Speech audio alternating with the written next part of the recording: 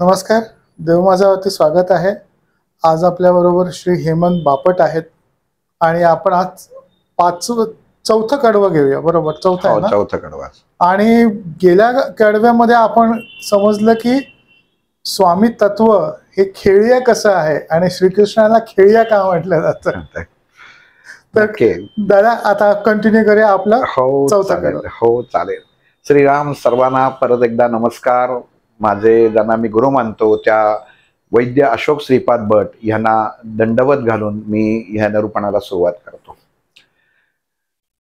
तारक मंत्र ह्या निरूपणामध्ये मागच्या भागामध्ये आपण खेळ म्हणजे काय, म्हणजे भगवंताची जी खेळी म्हणतो, आपण म्हणतो की बऱ्याच वेळा की काय आहे ही कर्माची खेळी, तशी भगवंताची पण खेळी जी आहे ती खेळी आपण पाहिली की जी मंत्रकारांनी सांगितलं की, आणि ती स्वामींच्या स्वरूपात तुम्हाला सांगितली की जगी जन्म मृत्यू असे खेळ त्यांचा. पण ही खेळी सांगताना त्यांनी एक या कडव्याच्या शेवटी दोनच शब्दामध्ये तुम्हाला लगेच धीर दिलाय. नको घाबरू तू असे बाळ ज्यांचा. म्हणजे आपण म्हणतो ना की ही सगळी एखादं आपण वर्णन ऐकत असतो एखाद्या भौगोलिक स्थितीचं आणि इतकं घाबरतो, पण नंतर म्हणतो तू काळजी करू नकोस, ते जे इन्स्ट्रक्टर आहेत ते माझ्या ओळखीचे आहेत, ते तुला त्यातनं बरोबर मार्ग काढून देतील आणि आपण थोडंसं हायचं होतो. तसं इथं मंत्रकारांनी ही ओळख करून स्वामींची देताना हे त्या कडव्यामध्ये वाक्य वापरलं होतं की जगी जन्म मृत्यू असे खेळ ज्यांचा, नको घाबरू तू असे बाळ ज्यांचा. आता पुढचं कडवं जे आहे ते आहे की खरा होई जागा श्रद्धेसहित. म्हणजे आणि खरा होई जागा. आता मनुष्य झोपलेला असतो का? मनुष्य जीवनाचं कर्म करत असताना ह्या कर्मामध्ये आपण भान ठेवणं खूप गरजेचं असतं कृतीचं, म्हणून त्याला जागेपण म्हटलं पाहिजे. अनावधानाने आपण एखाद्याचा अपमान करून जातो, एखादी गोष्ट बोलून जातो, तर ही बोलताना इथं त्यांनी सांगितलं खरा, म्हणजे जो हा खरा होई, म्हणजे ज्याला खरं म्हटलेलं आहे त्याचं वर्णन म्हणजे मागची 4 कडवी आहेत की ज्यांनी स्वामींची ओळख करून घेतली, स्वामींना स्वीकारलेलं आहे, स्वामींना देहामध्ये स्वतःच्या जागा दिलेली आहे. बघा बरं का, स्वामींनी घेतली का नाही गेली? भक्त जागा देतो, बाबा ठीक आहे या. स्वामी असं म्हटले का नको मी नाही येत. स्वामींना एवढंच माहिती तुझं समर्पण भाव फक्त काय आहे ना, तेवढं बघून मी तुझ्यामध्ये वास करणार आहे, वसणार आहे. आपण मागच्या कडव्यामध्ये बघितलं की वसलेले आहेत आता आपल्या देहामध्ये, त्यांनी त्यांचं स्थान पक्क केलेलं आहे. पण इथं मंत्रकार परत म्हणतायत की मनुष्य काय असतं, प्रत्येक घटनेला किंवा प्रत्येक क्षणाक्षणाला त्याची वैचारिकता बदलू शकते. म्हणून त्यांनी खरा होई जागा श्रद्धेसहित. वरवर नको, खरं पाहिजे.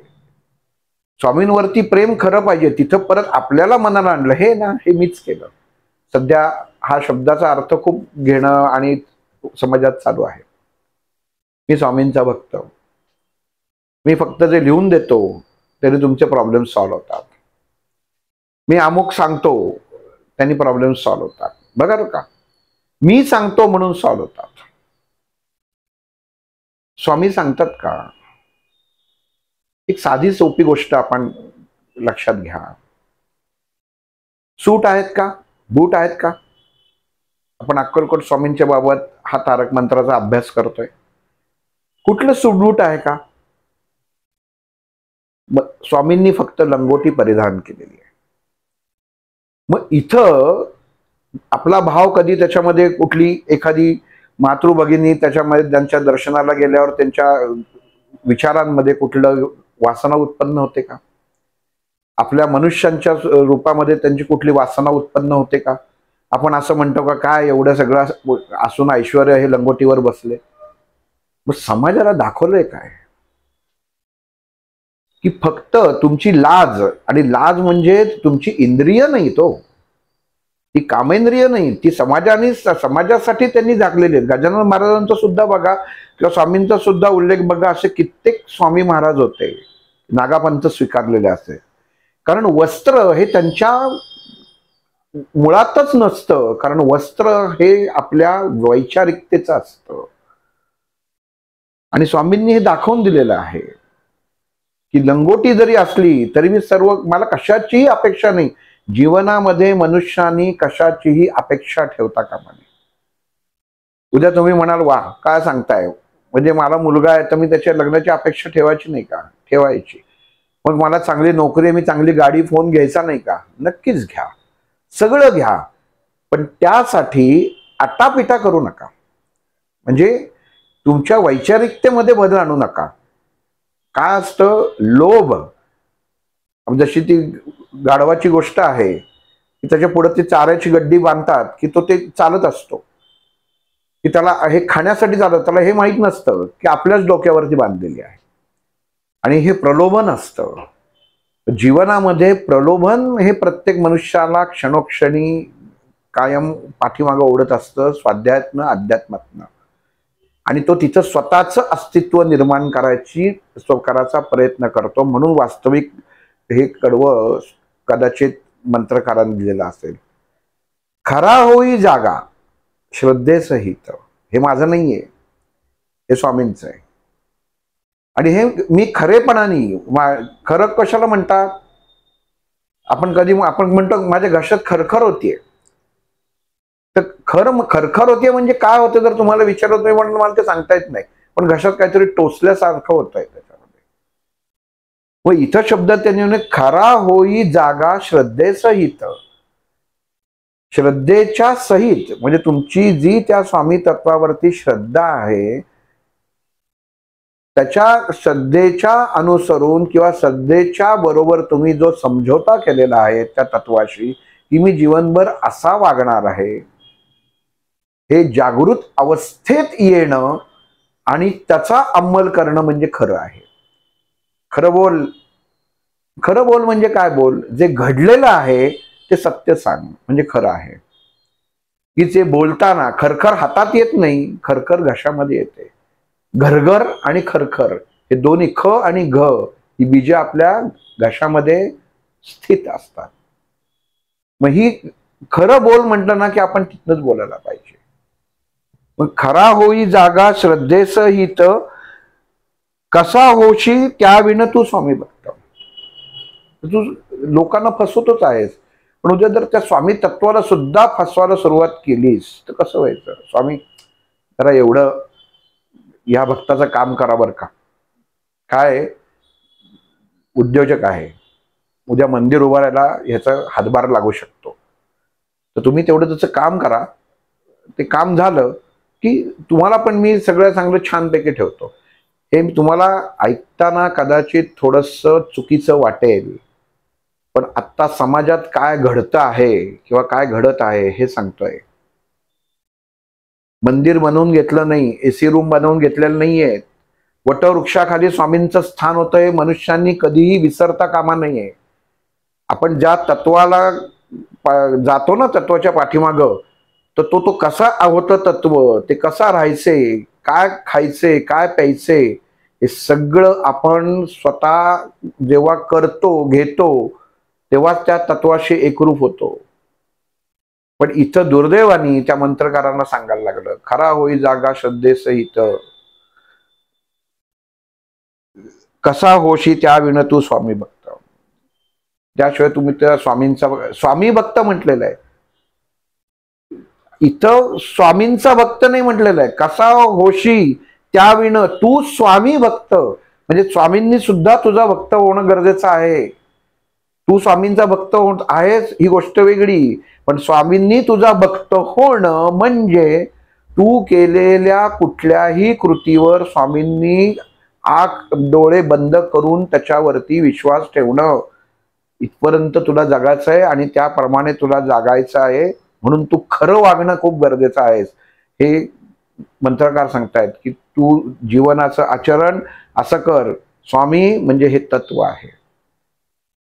आणि हे कधी म्हणायचं आहे? जेव्हा आपण हा तारक मंत्र डोळे मिटून जेव्हा म्हणतोस ना, तेव्हा मनुष्याची विचारधारा ही इतकी प्रचंड विचलित असते की क्षणोक्षणी फक्त फायद्याचा विचार करत असते. आणि ही ती धारा बदलू नये आणि उलटी वाहू नये म्हणून भगवंतांनी ह्या मंत्रकारांनी सांगितलेलं आहे की इतकं तुझं वागणं उत्तम पाहिजे की ते स्वामी तुझे भक्त झाले पाहिजे. उलट कधी आपण गुरु म्हणतो ना की हे हा माझा शिष्य आहे बरं का, गुरु ओळख करून देतो. म्हणजे शिष्याने एक ओळख करून देणं गुरूंची एक छोटी गोष्ट झाली. पण जेव्हा गुरु शिष्याची ओळख करून देतात की हा माझा शिष्य, तेव्हा समजावं हे खरं एकत्रीकरण झालेलं आहे. याच्यामध्ये कुठलाही दोष नाही. आणि हे चांगल्या बाबतीत सुद्धा होऊ शकतं आणि वाईट बाबतीत सुद्धा होऊ शकतं. वाईट बाबतीत काय घडतंय ते समाजात आतापर्यंत आपण पाहिलेलं आहे. किती तुरुंगात गेलेत आणि किती बाहेर आहेत. ही ओळ त्यांच्यासाठी आहे. तुरुंगात गेलेले सगळं स्थापन केलं, सगळं केलं, पण खरेपणा राहिला नाही. आणि खरेपणा राहिला नाही, जिथं दांभिकपणा जिथं निर्माण होतो त्याला शिक्षा झाल्याशिवाय राहत नाही. हे आपण आत्ता डोळ्यांनी बघतोय आणि दुर्दैवानी समाजामध्ये सध्या घडत आहे. त्यामुळे आपण सुद्धा जेव्हा दर्शन घ्यायला जातो तेव्हा आपण आचरण कसं हवं, समोरचा एखादा त्या अनुषंगाने वागते म्हटल्यानंतर आपण त्याप्रमाणेच वागलं पाहिजे. समोरच्याने 1000 रुपये त्या ताटात ठेवले तर आपण 1000 रुपये ठेवले असं नाही. ज्या क्षणी तुमच्या मनात हा विचार येईल त्या क्षणी लक्षात घ्या की तुम्ही तुमचं तत्व बदललं. मागच सांगितलं, देव हा भावाचा भुकेलेला आहे, भौतिकतेचा पैशाचा भुकेलेला नाही. म्हणून त्यांनी सांगितलं की खरा होशी तू स्वामी भक्त. खरंच स्वामींचा असा भक्त हो की तू सांगायला नाही पाहिजेस की मी स्वामींचं करतो. त्या स्वामींनी तुझ्या देहातनं लोकांना अनुभूती दिली पाहिजे की हा स्वामींचा भक्त आहे, कारण त्यांचं अनुकरण करतो. त्यांचं अनुकरण म्हणजे काय, त्या हातातनं काही काढून देणं, घड्याळ काढून देणं आणि मोत्या रुद्राक्ष काढून देणं म्हणजे स्वामींचं अनुकरण नाही. हे लक्षात घ्या. आपण जे सिरियल मध्ये पाहतो ना ते फक्त असं म्हणतो, अरे हो का, त्यांना स्वामींनी हे काढून दिलं. हे स्वामींच्या पादुका हा एवढ्या वर्ष स्वामींनी स्वतः दिल्या, पण त्याच्या पाठीमागची कथा, त्याच्या पाठीमागच्या गोष्टी आपण ऐकत नाही. त्याच्या मागचा समर्पण भाव आपण ऐकत नाही. आपण नुसतं तिथं जाऊन आम्हाला फक्त इथं स्वामींनी दिलेल्या स्वामींच्या यांच्या एवढ्या पादुकांचं दर्शन आहे ते करायला आम्ही जातो, दर्शन फक्त घेऊन येतो आणि सांगतो की स्वामींच्या पादुकांचं, मूळ पादुकांचं आम्ही दर्शन घेतलं. मला एकदा प्रश्नच पडला होता की एका ठिकाणी बघितलं पादुका मोठ्या, आपण जर त्या मापाने बघितल्या नंबराच्या 9 नंबर, दुसरी ठिकाणी 6 नंबर. म्हटलं नक्की खऱ्या कुठल्या पादुका आहेत, 6 नंबर का 9 नंबर, ह्या म्हणायच्या का त्या म्हणायच्या? त्यांच्या मूळ पादुका जर आहेत ना. लक्षात घ्या, कधीही जीवनात फसगत करून घेऊ नका. आपण कशाच्या तत्वाच्या मागे जायचं आहे, आपल्याला बाकीच्या गोष्टींची गरज नाहीये. सहज जे प्राप्त होतं ते आपण स्वीकारायला पाहिजे. आपण कुठल्याही गोष्टींच्या मागे धावपट करू नका. स्वामी हे तुमच्या अंतरात्म्यात आहे ना, तिथं त्यांचं दर्शन घ्या. त्या देहामध्ये स्थित असलेल्या पादुकांचं तुम्ही रोज दर्शन घेत जा. काढा हातामध्ये, स्वामी हातामध्ये. आलात तुम्ही, कसे आहात मागच सांगितलं, चौकशी करा. कसे आहात, आज बरं वाटतंय का, मला सर्दी झाली, मला खोकला झाला कालपासनं, आंब्याचा सीझन आहे, आता अक्षय तृतीया आलेली आहे, मी आंबा खाणार आहे, तुम्ही खाणार? लोक म्हणतील हा वेड आहे. म्हणू देत, कारण हे वेड लागाचीच गरज आहे. नुसतं बाहेरनं नाही, आतनं लागाची गरज आहे. तेव्हा तो तुमच्या देहातनं आवाज आपोआप येत नाही. एकरूपता तेवढी पाहिजे. म्हणून इथं मंत्रकार सांगतात, खरा होई तू स्वामी भक्त. खरा होणं गरजेचं आहे, नुसतं वरच्या वरचं काही भाग नको. आणि त्याच्यात पुढची त्यांनी ओवा दिली, आठव कितीदा दिली त्यांनीच साथ, नको डगमगू स्वामी देतील हात. म्हणजे ते मन स्थिर करायचं आहे ना. आपण काही विसरून जातो की अमुक ह्याच्यामध्ये बघा, इतकी मनुष्य हा स्वतः सेल्फिश असतो. एखादं चांगलं निकाल लागला मुलाचा पेपरमध्ये आला की पहिलं काय करतो, मुलाचं अभिनंदन करतो, सगळ्यांना फोन, सगळ्यांना सगळं सांगणार. तर स्वामींनाही नमस्कार करतात, मी असं म्हणत नाही, पण तिथे त्यांना म्हणत नाही की स्वामी तुमच्यामुळे पास झाला. नाही हो, काय तो 8-8 तास अभ्यास करायचा, 9-9 तास अभ्यास करायचा, आणि ह्यांनी अभ्यास घेतला, ते पण आमचे शिकलेले आहेत. नक्कीच घेतला, पण हे घेत असताना, ही कृती करत असताना हे तत्व त्याबरोबर होतं हे तुम्ही कसं विसरता? मग थोडंसं त्याच्यामध्ये येतं की याचे प्रयोगाचे मार्क ठेवलेले आहेत, राखून ठेवलेले आहेत, की मग त्या वडिलांच्या ऐवजी पाय परत त्या देवघराकडे वळतात. स्वामी काय झालं, ह्यांनी तर सगळं नीट दिलं होतं, तुम्ही बघा. हे काय आहे? मग हे तत्व, आपण तत्वाशी किती खेळतोय हे सध्या मनुष्याला कळत नाहीये. आणि हे तुम्ही अंगीकारायला पाहिजे की हे तत्व आपल्यात आहे, हे त्याच्यावरती अवलंबून राहू नका. तुम्ही त्याप्रमाणे संस्कारित राहून तुम्ही त्या संस्काराच्या अनुषंगाने चाला. हे जे एकदा तुम्ही हा तारक मंत्र म्हटलात ना, रोज एकदा काय म्हणायचं आहे? मंत्रांचं पठण कशासाठी करायचं आहे? तर स्वतःच स्वच्छ कसं करायचं आहे ना देह, त्याच्यासाठी आहे. फक्त बाह्य अवस्थेतनं देह करू नका.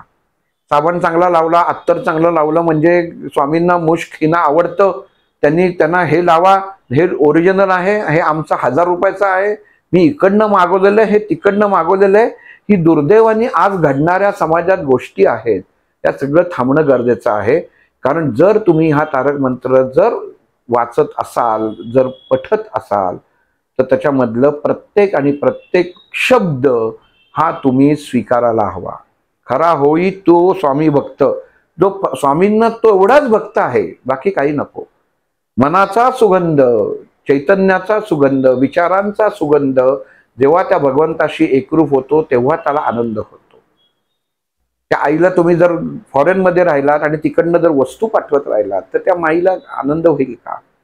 फक्त ती म्हणेल भौतिक, ऍपलचा फोन पाठवला, घड्याळ पाठवलं, अजून पाठवलं, काही AC पाठवला, TV दिला, काय उपयोग होणार आहे? ज्या क्षणी तुम्ही तिथं येता त्या बाकीच्या गोष्टींना तिला किंमत नसतेच, तिला किंमत त्या लेकराशी असते. तसंच हे स्वामी तत्व आहे.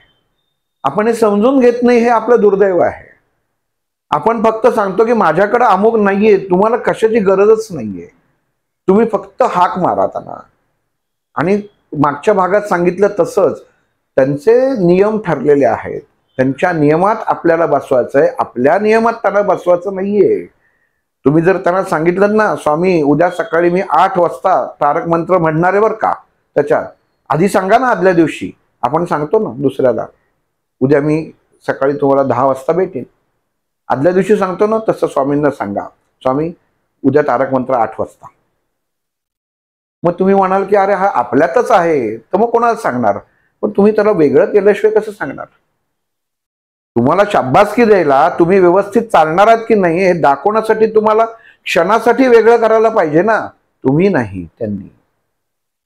ते स्वतःला म्हणतात, हो का, अरे अरे उद्या 9 वाजता आपल्याला तारक मंत्र आहे, स्वामी 9 वाजता हजर. चैतन्याच्या अंतर आत्म्यामध्ये तो परमात्मा जागृत अवस्थेत येतो आणि 9 वाजता तिथं वाट बघत असतो. हा मग आपण 9चं हा फोन आला, 9:30 अमुक राहिलं, 9:45 हे डेकोरेशन राहिलं, 11 हे राहिलं, 12 ही लोक आली नाही, अजून याच्यात, म्हणजे जे मूळ तत्व आहे ते बाजूलाच राहतं. हे कदाचित हे कडवं ऐकताना खूप असा वेगळेपण त्याच्यामध्ये वाटेल किंवा वेगळेपण आहे, पण मुळामध्ये आपण तत्वाशी जेव्हा अभ्यास करत असतो तेव्हा आपल्या भोवती असलेला पिंगा हा आपल्याला कमी करणं हे खूप गरजेचं असतं. नुसतं त्याच्या करा होई जागा श्रद्धेसहित असा आपण शाब्दिक अर्थ जर घेतलात तर काही नाहीये. अख्ख्या मग तुमच्या 5 कडव्यांचा अर्थ एकच आहे की तू स्वामींवरती विश्वास ठेव आणि तू आरामात राहा. पण तसं आहे का? तर नाहीये. कारण तसं असतं तर फक्त ओम निवास शिवायासारखं दिलं असतं, ह्याला मंत्र म्हटलंच नसतं, त्याला स्तोत्र म्हटलं असतं किंवा अजून एखादा शब्द दिला असता. कारण मंत्र हे साधारण 3-4 शब्दातच येतात, पण हे किती ओव्यांमध्ये 5 कडव्यांमध्ये केलेलं आहे. म्हणजे ह्याच्यातला प्रत्येक शब्द हा अग्नी स्वरूप आहे आणि तो आपल्याला घ्यायचा आहे. आणि हे फक्त एवढंच घ्यायचं आहे. मग हे घेतलं, मग मी तारक मंत्रही म्हणतो, मग मी स्वामी बावन्नही वाचतो, मी विष्णू सहस्त्रनामही वाचतो, मग हेही वाचतो, सगळंच वाचतो. तुम्ही सगळं करा, पण तुमच्या देहामध्ये ज्याला बसवलंय ना त्यांची भांडणं लावून देऊ नका. ऐकायला खरंच थोडस जरा विचित्र वाटेल, पण तत्व जे आहे तर ते तत्वच पाहिजे. तुम्ही जर शेव वेगळी खाल्ली, चिवडा वेगळा खाल्लात, कांदा वेगळा खाल्लात, ब्रेड वेगळा खाल्लात आणि रस्सा वेगळा खाल्लात तर ती मिसळ होत नाही. हे सगळ्याचं जेव्हा एकत्रित करून केलं जातं आणि त्याच्यातनं जो पदार्थ बनतो त्याला मिसळ म्हणतात. पण प्रत्येकाचं तत्व वेगळं आहे. ती सगळी तत्व तुम्ही एकत्र करता आणि जेव्हा तत्व एकत्र होतात तेव्हा तुम्ही परत ती वेगळी करू शकत नाही. एकदा त्याच्यामध्ये रस ओतलात म्हणजे रस्सा ओतलात, तसा तुमच्या जीवनातला वैचारिकतेचा रस जेव्हा तुम्ही त्या सर्व देवतांमध्ये ओतता तेव्हा त्याचं एकत्रीकरण होतं आणि त्यातला प्रत्येक देवता हा वेगवेगळ्या तत्वाशी निगडीत असल्यामुळे तुम्हाला तसा तसा गुण येतो. मग आपण म्हणतो की नाही हो, मला खूप जळजळ झाली, का तर त्याच्यात मिरची जास्त होती. शेव चांगली होती पण मिरची जास्त होती. लक्षात घ्या, आपण तत्वाचा अभ्यास करतोय, तत्व सांभाळून घेतोय आणि तारक मंत्राच्या अनुषंगाने समजून घेतोय. कुठल्या देवतेची गरज आहे? आज आमच्याकडे 10 दिवस गणपती बसलेत, हो का? या वर्षी विष्णूची पूजा करा, चालेल? नाही चालणार. तत्व जे आहे गणपतीचं तत्व त्याच्याच पाठीमागे जा, तेवढंच करा. म्हणून वरती दिलंय, उगाची भीतोसी भय पडू दे. मागच्या कडव्यात जे दिलं होतं ना, हे सगळी भीती आहे मनुष्याच्या मनामध्ये की मी हे केलं नाही तर माझ्या पत्रिकेतला हा मंगळ आहे म्हणून मंगळाचं स्तोत्र, मग माझ्या पत्रिकेत राहू आहे याचा स्तोत्र. अरे सगळ्यांचे अधिपती वडील तुमच्या जवळ आहेत स्वामी, हे का विसरताय? मग तेवढाच जप करा ना, तेवढंच करा ना. हे पण वाचायचं ते पण वाचायचं, म्हणजे वाचा मी नाही म्हणत नाहीये, पण ते तत्व त्याच्या नीट समजून घ्या. सगळ्या गोष्टींना एका रोगाला जर 10 डॉक्टरांची जर औषधं असतील तर त्या रोगाच्या शरीराचं काय होईल? आयुर्वेद रोग बाहेर काढतं, ॲलोपॅथिक रोग बसवतं, होमिओपॅथिक रोगाला त्याच अनुषंगाने तिथपर्यंत नेऊन ठेवतं. म्हणजे जर सगळं तुम्ही एकत्र घेतलं तर तुमचा देह नष्ट व्हायला वेळ लागणार नाही. तशी ही तत्व आहे. तुम्हाला जर असं वाटत असेल की हे सगळं करायचं, मी आता गणपती स्तोत्र वाचते, रामाचं स्तोत्र वाचते, विष्णूचं वाचते, एवढी गरज नाहीये. हे तुम्हाला एकच घ्या, कुठलंही घ्या. आज तारक मंत्राचं आपण निरूपण बघतो आहे तर त्याच्यासाठी मी असं म्हणणार नाही की तुम्ही तारक मंत्रच म्हणा. जर तुम्ही रामरक्षा म्हणत असेल ना तर रामरक्षा म्हणा, पण रामरक्षेला जोडून जी भीमरूपेने तुम्ही म्हणू शकता. पण विरुद्ध तत्व असेल तर तुम्ही नाही म्हणू शकत, कारण ती ऊर्जा ही ऊर्जा आहे, हे लक्षात घ्या कायम. हा मंत्र आहे, स्तोत्र नाहीये. विष्णू सहस्त्रनाम जे आहे एक, पण प्रत्येक शब्द हा मंत्र आहे. पण हे करताना तुमचा समर्पित भाव जो त्या तत्वाशी असतो तो जर नसेल तर ते घातक ठरतं, हे कायम लक्षात ठेवलं पाहिजे. 10 ठिकाणी गोष्टी करू नका, एकाच ठिकाणी करा. म्हणून तारक मंत्र जर तुम्ही जर म्हणत असाल ना तर या तारक मंत्रात जर तुम्ही नीट परत पहिल्यापासून केलात ना तर सर्व देवता येतात त्याच्यामध्ये. मग ह्याचाच तुम्ही उत्तम प्रकारे अभ्यास करा. आणि त्याच्यात दिलेलं आहे ना, एक खात्री दिलेली आहे. कोर्टामध्ये चालतं का की नाही, मला गणपती होता साक्षीदार, ही कृती घडली तेव्हा गणपती तो न्यायाधीश पण म्हणेल हो बोलवा गणपतीला, बोलवू शकता. नीट लक्षात घ्या, तिथं मनुष्य लागतो आणि त्या मनुष्याला बोलवणारं जे मुख असतं ना हे ते तत्व असतं. जीवनामध्ये आपल्या घटना घडत असतात, मनुष्य समोर येतो, पण त्याला आणणारा तो असतो. आणि हे आपण विसरता कामा नये की आपल्या जीवनामध्ये घडणाऱ्या ज्या गोष्टी आहेत ना ह्या त्याच्यामुळे घडतायत. त्याच्यामुळे आज छत्री उन्हात पण चालते आणि पावसात पण चालते. कुठल्या वेळी बाहेर काढायचे आपल्याला कळलं पाहिजे. तसं मंत्र हा जो दिलेला आहे, हा जर तुम्ही रोज एकदा म्हटलात ना, त्याची ताकद जर तुम्हाला कळली नाही, 11 वेळा कशासाठी म्हणायचं? जर मी एक पोळी खातोय तर त्याच्यासाठी मी आज नको मी आज एकदमच 11 पोळी खाते, तर तसं नाही चालणार. त्यामुळे नियंत्रण हे खूप महत्वाचं आहे. आणि ह्या नियंत्रणामध्ये आपल्याला भगवंताला त्याचे जे त्यांनी नियम घालून दिलेले आहेत त्या अनुषंगानेच चालणं गरजेचं आहे.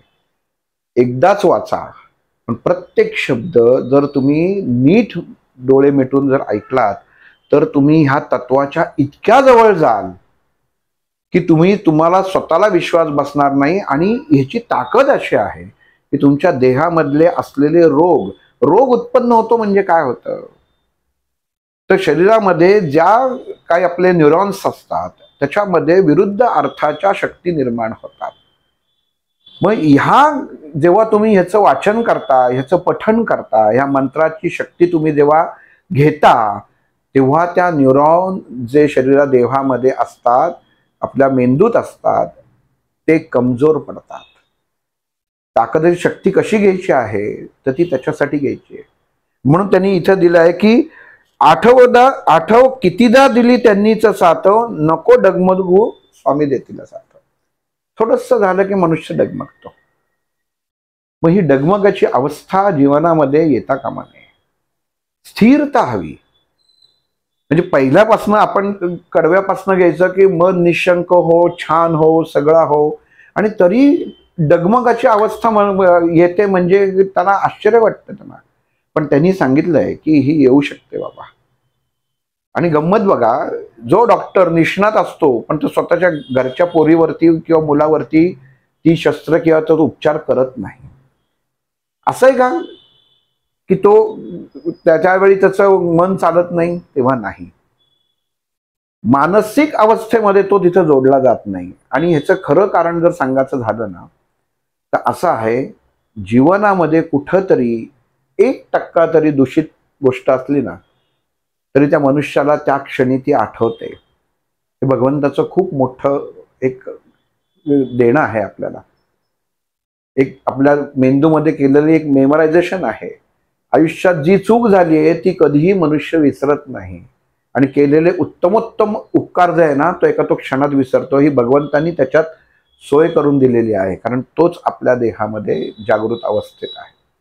आणि मग डगमगाचं कशासाठी? एकदा आहे ना माझ्या बरोबर आहे ते खात्री तुम्ही बाळगली पाहिजेत. आणि त्या खात्री बाळगण्या कधी माणूस डगमगतो?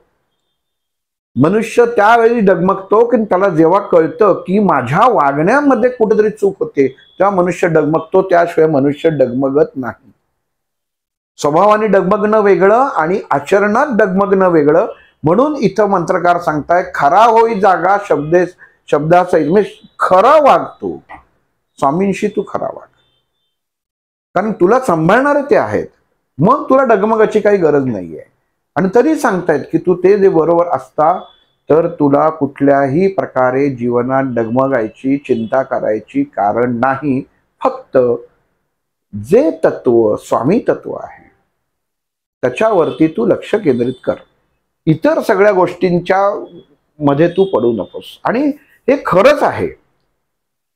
बघा, मला इतकं म्हणजे आपण मंदिरात जातो ना, स्वामींच्या मठात गेलो आपण की दत्तगुरूंचा फोटो असतो, मग त्याच्याबरोबर इतर देवतांचे फोटो असतात, सगळे असतात. मनुष्य बघा आणि जाऊन हे ऑब्झर्वेशन करा. तिथं उभे राहा. एक जण प्रत्येक फोटोवर पाय डोकं ठेवत ठेवत ठेवत ठेवत ठेवत सगळीकडे येतो.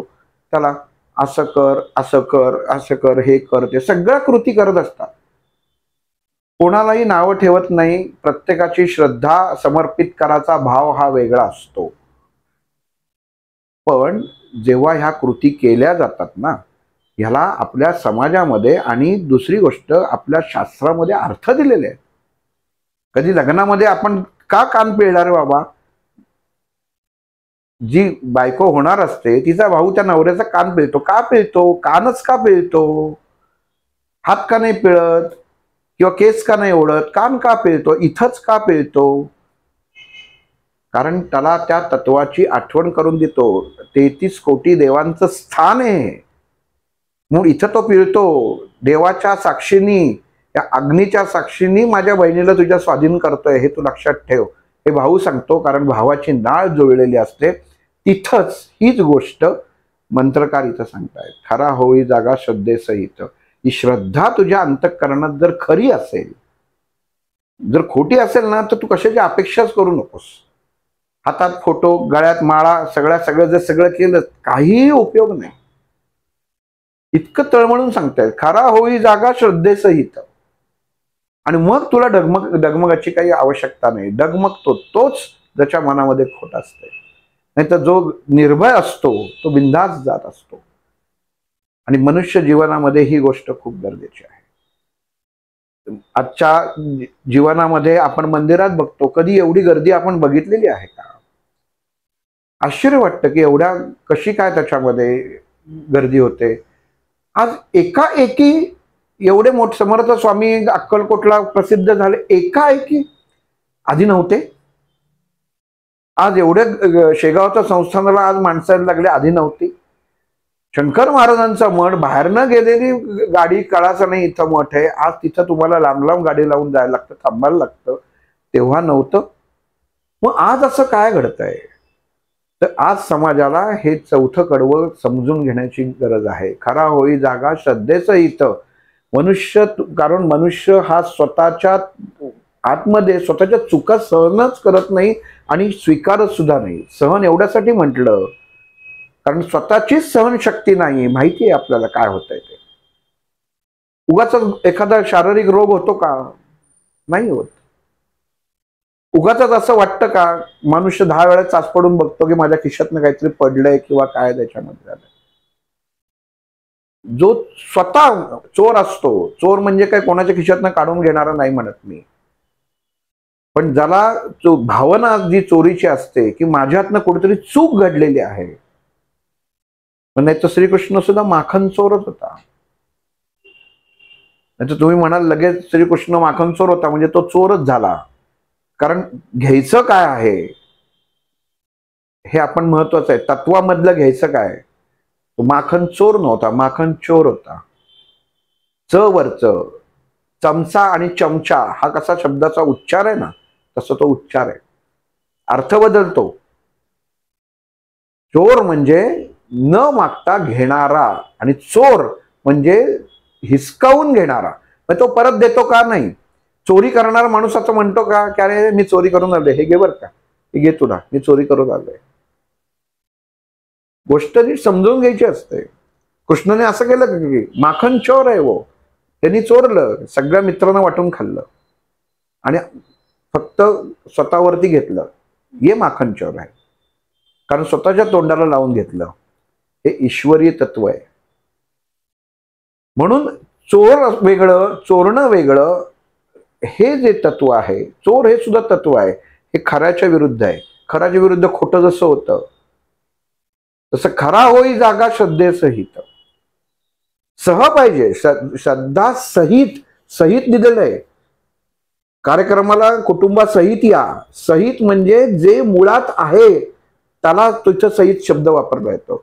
श्रद्धेसहित म्हणजे तुझ्यात सांगतायत तुम्हाला मंत्रकार की तुमच्याकडे खरेपणा आहे, श्रद्धा पण आहे, त्याच्या सहित या. त्याच्यामध्ये त्याच्या डावलून नका येऊ. खरा होई जागा श्रद्धेसहित म्हणजे कोणाला काही भानगडच नाही, काही घाबरायची कारणच नाही. एकदा त्यांची कृपा छाया तुझ्यावरती आहे ना, बस. काय काय गरज आहे? जो जीवनामध्ये आलेला भोग आहे हा त्यांच्यामुळेच आहे. मी कशाला काळजी करू? माझ्या अंतरात्म्यात ते जर बसलेले आहेत आणि त्यांनी जर ठरवलेलं आहे की मला हा भोग भोगायचा आहे, हा माझा भोग नाहीच आहे, हा त्यांचाच भोग आहे. उलट मला आनंद वाटतो की त्यांनी माझी निवड केली. इथपर्यंत मनुष्याचा समर्पण भाव हवा, इथपर्यंत हवा, तर ती एकरूपता येते. तर नुसतं लाडू पेढे खाण्यासाठी एकरूपता नको. स्वामींनी सांगितलं चल की चालायचं, तिथं थांबायचं नाही. कुठं जाऊ आता, बस तुझं जीवन संपलं, आता संपलं. जीवनामध्ये लक्षात घ्या, काही बरोबर येत नाही, फक्त नाम बरोबर येतं. मोठमोठे उद्योगपती मेलेले आहेत, किती संपत्ती, नंतर काय झालं काही लक्षात राहत नाही, फक्त नाव मात्र आलं, नाव राहिलेलं आहे. आणि ते नाव जे राहतं ते चांगलं किंवा वाईट या दोन्ही अनुषंगाने राहतं. तुमचं कशाशी जोडलं गेलं पाहिजे? स्वामी भक्त म्हणून गेलं पाहिजे का स्वामींच्या नावाखाली लुबाडणारा म्हणून नाव आलं पाहिजे? दोन्ही ठिकाणी स्वामी आहेत. फक्त तुम्ही त्याला कसं, स्वामींनी तुम्हाला म्हणायचं आहे, ओळख दाखवायची आहे की मी स्वामी भक्त, याचा मी भक्त आहे बरं का, ह्याचा मी गुरु आहे बरं का. तुम्ही सांगायचं आहे चोऱ्या माऱ्या करू नये, हे माझे गुरु आहेत म्हणून? काही गरज नाही. जसं आहे तशी सेवा करा, जसं आहे तसं स्थिर आसन करून हे म्हणा. पण जर तुम्ही स्थिरता मनात आणली नाही, आत्तापर्यंत पाहिलेल्या पूर्ण श्लोकाचा अर्थ, मंत्राचा अर्थ हा एकच आहे. मन शरीर दोन्ही स्थिर करा. त्याच्याबरोबर स्वामींची शक्ती जाणून घ्या, त्यांना तुमच्या अंतरात्म्यामध्ये प्रवेश करू द्या. काय गंमत आहे, स्वतः ते येतच नाही. तुम्हाला इंट्रोडक्शन करून त्यांनी तिसऱ्या कडव्यात सांगितलं होतं, हे स्वामी बरं का, हे असं असं आहे, हे यांची सगळी ओळख, आणि तुम्हाला त्याच्यामध्ये दिलंय. म्हणजे भगवंतालाच तुमची काळजी, मी याच्याबरोबर नसेल तर ह्याचं काय होईल? आणि लक्षात घ्या हो की हा खेळ आहे. मागच्या ह्याच्यात सांगितलं, द्यूतामध्ये पांडव हरले, श्रीकृष्ण बाहेर होता, आला नाही, चुका करतोय. जेव्हा हात घातला द्रौपदीच्या अंगामध्ये तेव्हा तिने धावा केला, तेव्हा आला. हे आपण फक्त महाभारत बघण्यासाठी ऐकण्यासाठी नसतं, जीवनामध्ये आचरण्यासाठी असतं. आपण चुका करायच्या आणि मग चुका केल्यानंतर आपण देवाला हाक मारली तर येईल का? 5 पांडवांपैकी कोणी हाक मारली का? नाही मारली. तेव्हाही तो अर्जुनाचा मित्र होताच ना, पण कुठल्या तोंडाने मारणार हाक? लक्षात घ्या, हे आपण पांडवच आहोत. स्वामींना हाक मारायच्या अगोदर अरे मी कशासाठी मारतोय? मी चुकीचं वागलेलं नाहीये ना. चुकीचं वागणं असेल तर स्वामी आपल्याला मदत करणार नाही, तेवढं मला माहिती आहे. द्रौपदी चुकीची वागलेली नव्हती, तिचा कशातही दोष नव्हता. आणि मग हे नसताना फक्त श्रीहरी सगळं मदत आली. मग तसं इथं आहे. तुम्ही अगोदर जेव्हा हाक मारता ना स्वामींना, स्वामी समर्थ, तर तेव्हा आधी मनात विचार आणा की मी कशासाठी नाम घेतोय. कारण हे स्वामी तत्वाची जी आपण असं माणूस म्हणतो ना की तुम्ही अमुक करावं, स्वामींच्या मंदिरात जायला लागा, स्वामींची अमुक पोथी वाचा, स्वामींचा तारक मंत्र म्हणा, स्वामींची नीतिमूल्य अवलंबा, त्यांचा निदान काहीतरी जप तरी करा. पण गंमतच अशी बघा, ह्या मंत्रकारांनी एवढं सांगितलं की मनुष्य इतका आळशी आणि त्याच्यामध्ये काही वेळा बनतो की मला हे नाही करायचं, ह्यानी काय मला फायदा नाही झाला, अमुक ह्यानी नाही झाला. आणि मग त्यांनी शेवटच्या कडव्यामध्ये हे स्वामींचं तत्व हे काय नक्की आहे आणि कशा कशात शिरलंय, म्हणजे काय अजून देवाने तुमच्यासाठी करायचं, मार्ग दिलेत. शेवटच्या कडव्यामध्ये त्यांनी मार्ग दिलेले आहे की विभूती नमन नाम ध्यानादी तीर्थ. हे पाच तत्व, ही 5 तुमच्या देहामध्ये असलेली जी तत्व आहेत ना, ही शेवटच्या कडव्यात दिलेली आहेत की तुम्हाला स्वामी कुठल्या कुठल्या स्वरूपात मिळू शकतात. काय अजून करायला पाहिजे त्या परमात्म्याने तुमच्यासाठी? फक्त आपलं आचरण चांगलं आणा. परत एकदा हे तळमळीने तारक मंत्राचा नुसता अर्थ आपण त्याच्यात कळलं तर ते नाहीये. तुम्ही सहज जीवन वागताना जगताना मी कसं वागतोय हे कळणं खूप गरजेचं आहे. ते जर कळून जर तुम्ही जर त्याप्रमाणे अनुकरण केलं नाहीत ना, तर ते स्वामी तत्व तुमच्याशी एकरूप होणार नाही. कारण तुम्ही कितीही भौतिक गोष्टी केल्यात ना तरी त्याचा उपयोग नाहीये, कारण त्यांना फक्त तुमच्या देहामधला उत्तम भाव पाहिजे. आणि त्यांनी सांगितलंय हा भाव निर्माण होण्यासाठी चल तुला मी 5 गोष्टी देतो, त्या 5 तत्व तुमच्या देहामध्ये आहेत. आणि त्या 5 गोष्टी कुठल्या आहेत की हे तुला सगळं जमत नसेल ना, तारक मंत्र तुला म्हणता येत नाही ना, ठीक आहे, हरकत नाही. तुला नित्य जप करता येत नाही ना, हरकत नाही. पण ह्या गोष्टी तुम्हाला का करायच्या आणि ह्याच्यातलं तुला चॉईस दिलाय, कोणी देतं का चॉईस? आई म्हणून चॉईस तुम्हाला मिळेल? ही ही माझी बाई माझी आई होऊ शकेल? हा माणूस माझा बाप आहे? नाही ना. अहो, आपण आईचे चॉईस आहोत. आई आपली चॉईस नाही. किती आपण एका क्षणामध्ये आईला वृद्धाश्रमात टाकतात मुलं. काही गरजच नाही. अडगळ. तिचा चॉईस तुम्ही होतात म्हणून तुम्ही आज जीवन जगताय. तसं स्वामी तुमचा चॉईस जर त्यांनी केला ना, हा माझा चॉईस आहे, तर तुमचं जीवन जगणं मुश्किल होऊन जाईल. त्यामुळे आचरण, मनुष्य जीवन जगताना आचरण हे खूप महत्वाचं आहे.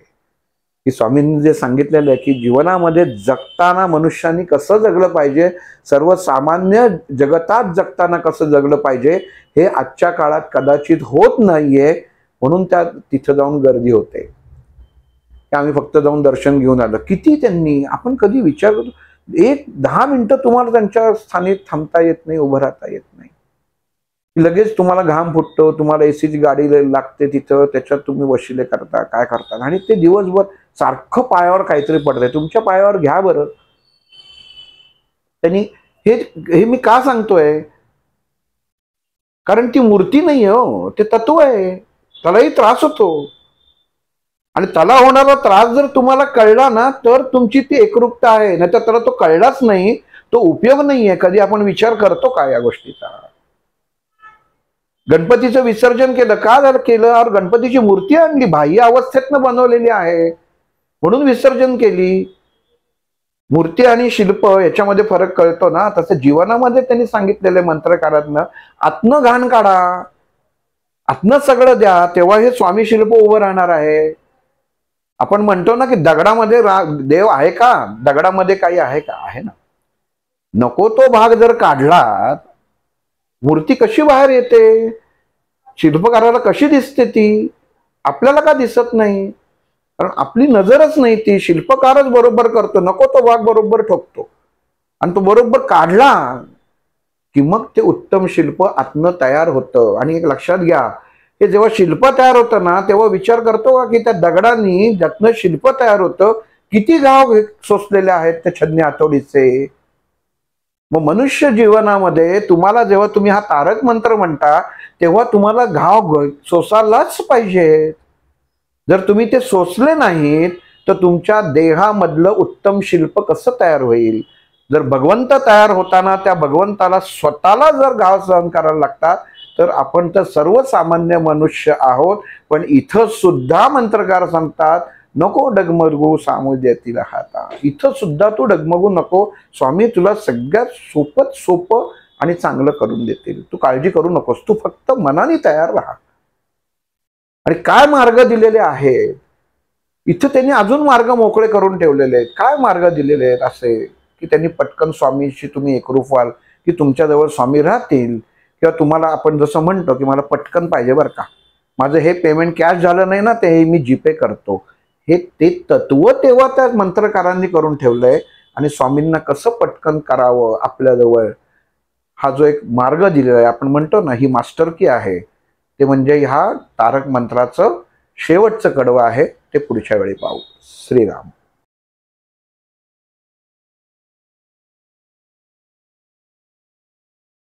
अध्यात्मावर नवनवीन माहिती मिळवण्यासाठी देव माझा चॅनलला सबस्क्राईब करा. पोस्ट आवडल्यास लाईक करा, शेअर करा. कमेंटमध्ये श्री गुरुदेव दत्त लिहायला विसरू नका.